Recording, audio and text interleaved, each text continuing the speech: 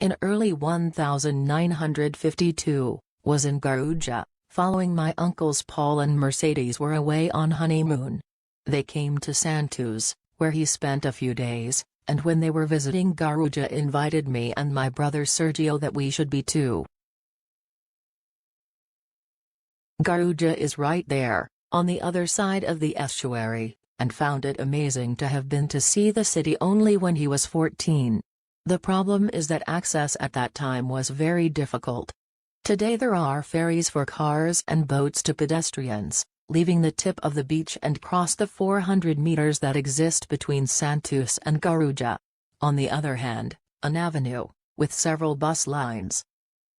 At that time, there were also small ferries, carrying some cars, but it seems that the crossing was made primarily by boats that left the region of Market, or the customs of Santos, for Itapema, now Vicente de Carvalho. Itapema had a train that went to the beach Pitangueras station. It is said that the course had only 9 miles, but in my imagination was much larger. It was exactly this way we arrived at Guarujá. Was able to confirm it all with my Aunt Mercedes, who recount every detail of your honeymoon. Arriving at Guarujá, my Uncle Paul rented 2 buggies, so we could tour the city, because there were no rental cars. Well, remember the visit to the famous building on the waves, which had a staircase at his side. Years after this tour, more precisely in 1960, I started working as a teacher in Guarujá.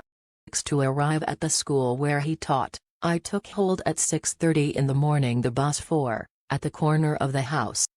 In the same street was the school, was on display, and I think still is, a small steam locomotive of the train that was at Itapema Guarujá.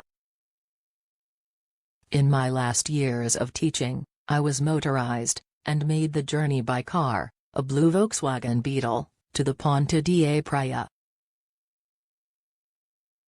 Entered the raft with him, and followed the highway to the city center.